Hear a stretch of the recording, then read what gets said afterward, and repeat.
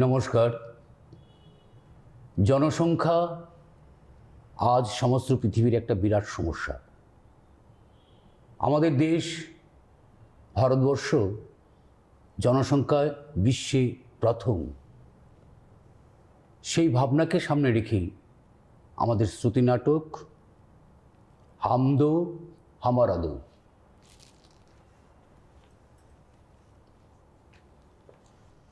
কি গো, সেই কখন তোমাকে চা দিয়ে গিয়েছি, চাটা ঠান্ডা হয়ে গেছে। মোবাইল নিয়ে এত কি ভাবছো?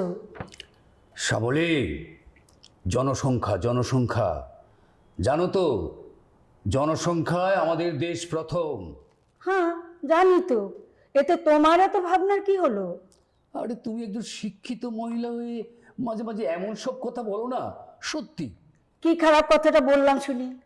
তুমি যা ভাবছো সেটা ভাববে রাষ্ট্র নেতারা, বিশ্ব নেতারা। তুমি ভেবে কি করবে? কথাটা এই নয় শ্যামলী।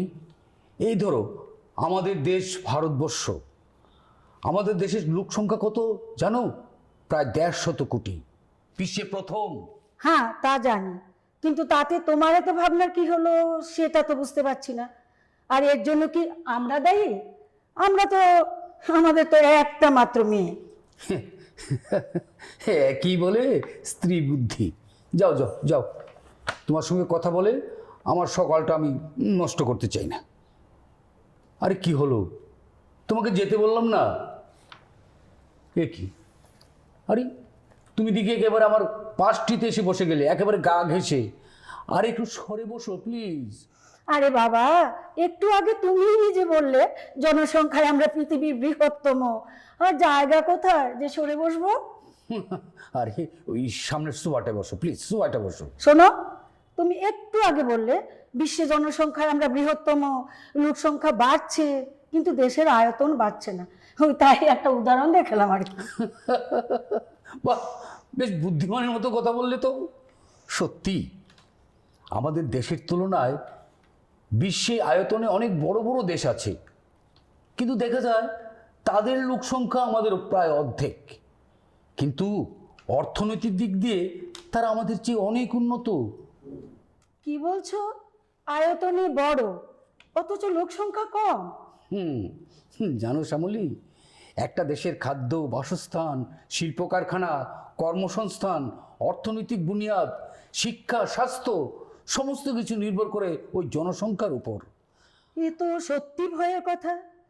এখনকার এই প্রযুক্তির যুগে মানুষ যেখানে ছোট পরিবার, সুখী পরিবার স্লোগান দিয়ে পরিবারকে ছোট রাখার চেষ্টা করছে, সেই জায়গায় এত জনসংখ্যা বৃদ্ধির কারণটা আমি ঠিক বুঝতে পারছি না।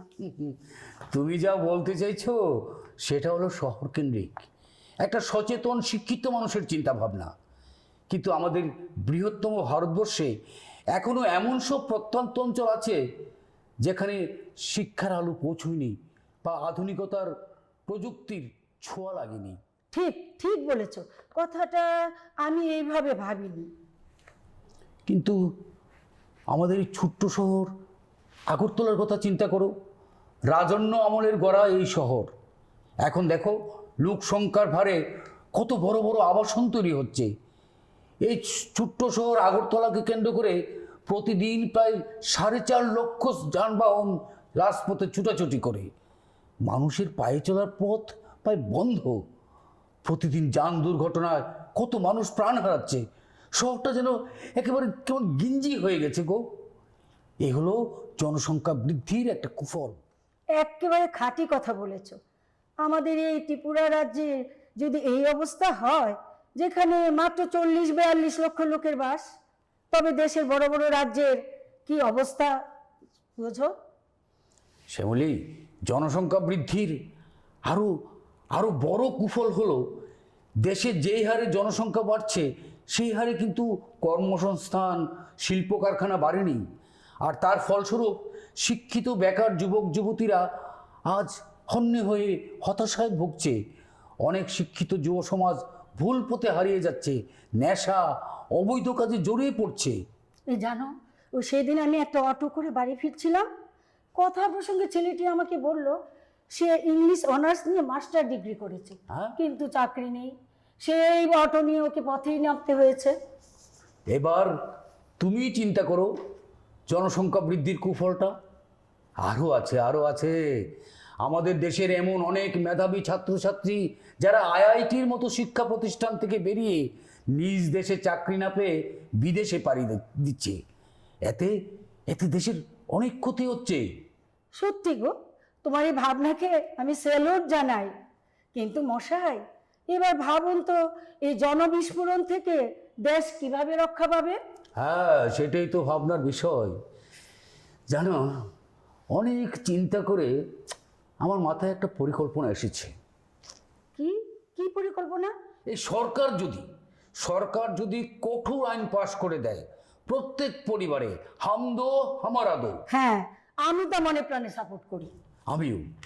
তবে তবে কি জানো, এই আমাদের কিন্তু একটা চান্স নিতে আর ওই আইনি বাধাও থাকবে না। মানে আর একটা চান্স? কি বলতে চাইছো? না, ওই বলতে চাইছি, আমাদের তো একটা মেয়ে, এই ধরো একটা ছেলের জন্য যদি এই এই হলো জনসংখ্যা বৃদ্ধির আসল গ্যারাকর। আমার বান্ধবী সুতপা ওই ছেলে ছেলে করতে করতে 4টা মেয়ের জন্ম দিয়েছে, আর ও বোন নাকি আবার চান্স খুঁজছে। আমি সুতপাকে সাবধান করে দিয়েছি, একদম না। ওই সুতপার স্বামীর মতো তোমার মুখ থেকে এই কথাটা আমি আশা করিনি। মুখে জনসংখ্যা বৃদ্ধি নিয়ে উদ্বিগ্ন, হ্যাঁ, তলে তলে উনি আরেকটা চান্স খুঁজছেন। না না, ঠিক তা না, মানে ওই একটা ছেলে আর কি। না, কখনো না। আমার ওই এক মেয়েই আমার রাজকুমারী, আমি ছেলে চাই না, সাবধান বলে দিলাম। আমি এমন অনেক দেখেছি, ছেলে ছেলে করে 7টা মেয়ে জন্ম দিয়েছে, আবার মেয়ে মেয়ে করে 5টা ছেলে জন্ম দিয়েছে। তবে এই বিষয়ে আমার একটা অভিমত হলো, নারীদের আরো শিক্ষিত, আরো সচেতন হতে হবে। সরি বাবা, সরি হয়েছে।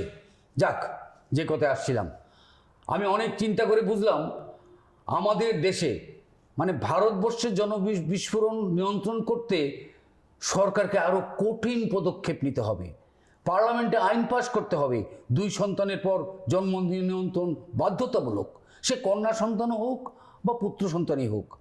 আর প্রত্যেক রাজ্যের স্বাস্থ্য দপ্তর থেকে ভারতবর্ষের প্রতিটা রাজ্যের প্রতিটা প্রত্যন্ত অঞ্চলে ঘরে ঘরে পরিবার পরিকল্পনা প্রচার এবং জন্ম নিয়ন্ত্রণ পদ্ধতি সম্পর্কে জনসাধারণকে বোঝাতে হবে। সমস্ত ভারতবর্ষ জুড়ে একটা আওয়াজ তুলতে হবে, হাম দো হামারা দো। এই শুভ সকালে তোমার এই সুন্দর ভাবনার জন্য একটা চান্স তোমাকে দেওয়াই উচিত। হ্যাঁ, মানে এই হাম দো হামারা দো। আরে না রে বাবা, 1 কাপ চা আমি নিয়ে আসছি। ধর, নমস্কার।